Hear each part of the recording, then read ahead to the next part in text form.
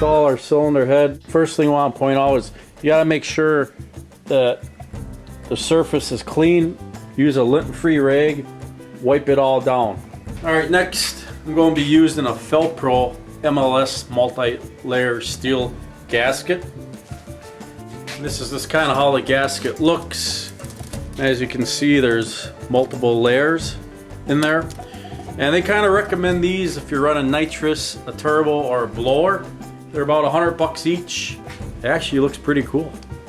Little brass rivets. Ooh. So anyway, just go and slap this on. We're going to slap the head on.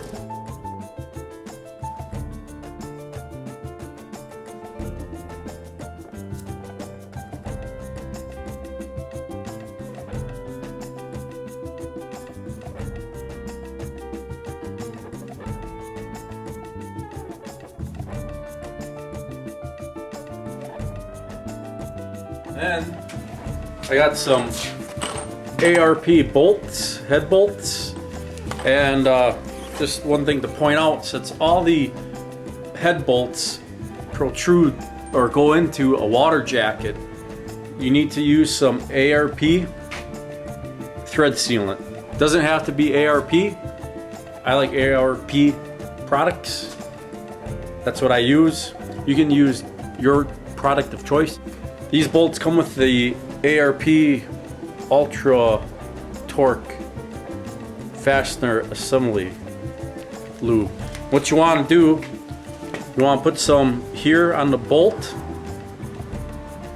and then also on the washer.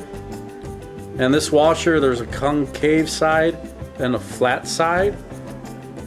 You want to put this lube on both sides of the washer. The concave side of the washer goes towards the head of the bolt. And then put your ARP thread sealant on the threads, stick it in. ARP gives you instructions with their bolt kit. This one says torque to 70 foot-pounds of torque in 3 equal steps. Make sure your deck is clean. Use a lint-free rag. Place your gasket on. Make sure that your cylinder head is clean. Go ahead and set your cylinder head on. Lube up the bolt head and the bolt washer, both sides. Put ARP thread sealant on the threads since they go through a water jacket. All the bolts do. And then go ahead, put the bolts down. Now there is a torque sequence. So just get a book. You can get a printout on the internet. Everybody has something listed on the internet. Torque your head to the proper sequence. For myself, with the ARP head bolts, it's 70 foot-pounds of torque, final torque. All right, get your torque wrench and get torquing.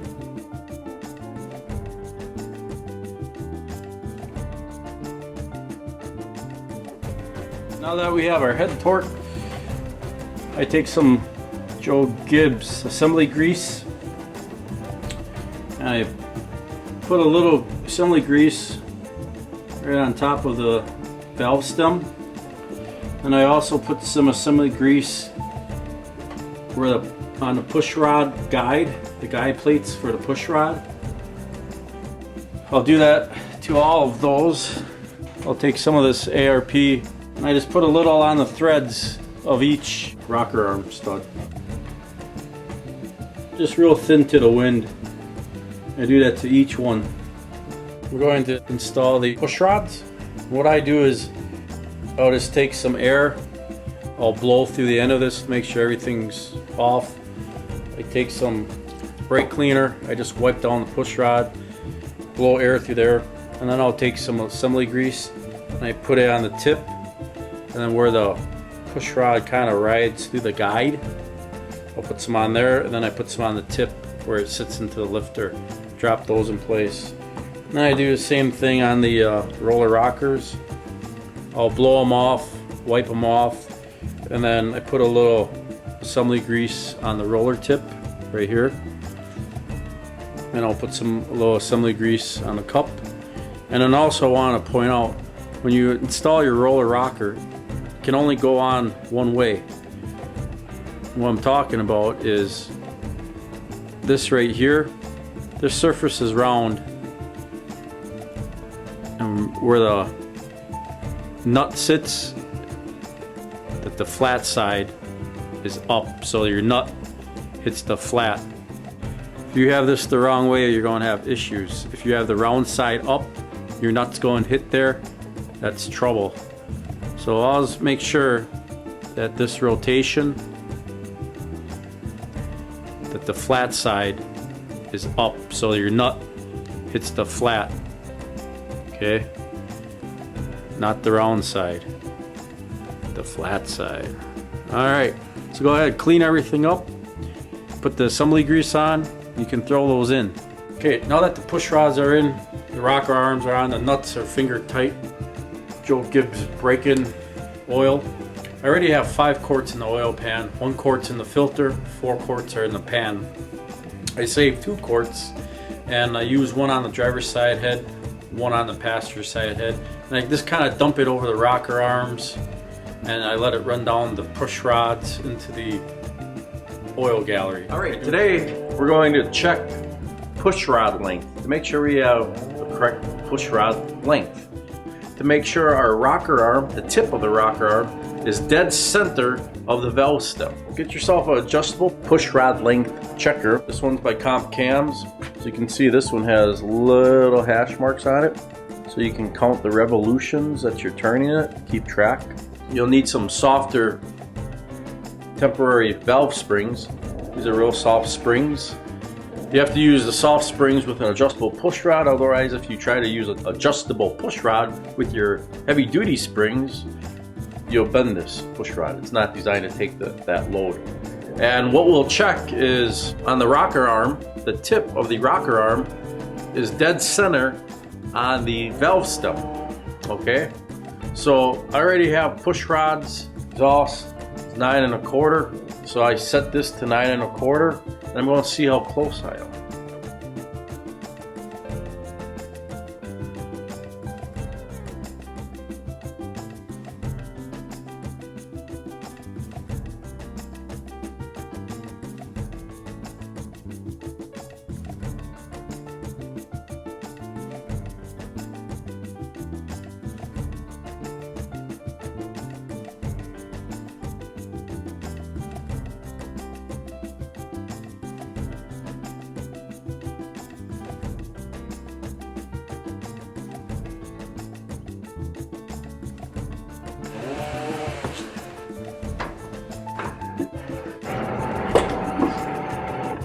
Okay, so I have the adjustable one for the exhaust, which is 9 1/4. I set this at. You can just drop that right in there. And then the intake is shorter. That one's set at 8 1/4 because that's what my original one is at. And I'm just double checking to make sure that I do have the right push rod length.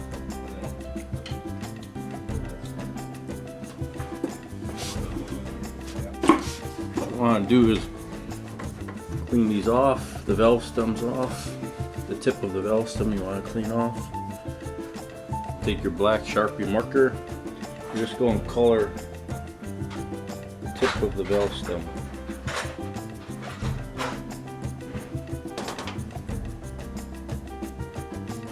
Okay, now we'll set our rocker arms on. We'll crank the motor over a couple revolutions. And then we'll take the rocker arms back off and see where they're at. And when you set the rocker arms on, just tighten the nut down so there's 0 lash. So then you just crank her over a couple revolutions.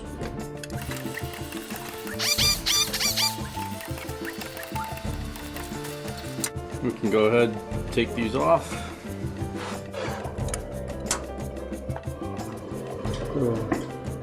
These are pretty much right in the center. I'm going to call that good.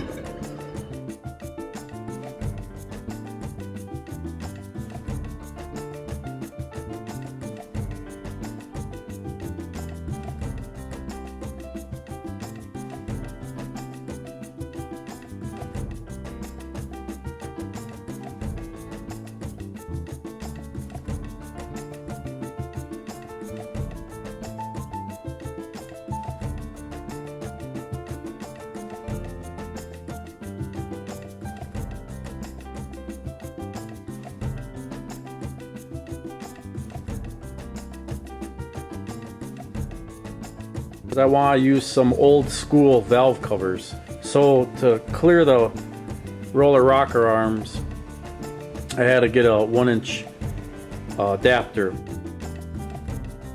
I basically using 3-inch long set screws. I got these from Fastenal. They're 1/4 20 set screws, Allen wrench on this end. Put RTV, some clear silicone on here. There's a wide side and a skinny side. I put the skinny side down and it matches the profile of the head. So like so. And then I use a Felpro non-stick gasket for the top, and that way I can remove my valve cover and keep reusing this gasket. I don't use any silicone on this gasket, and this is awesome. This gasket you can reuse many times over.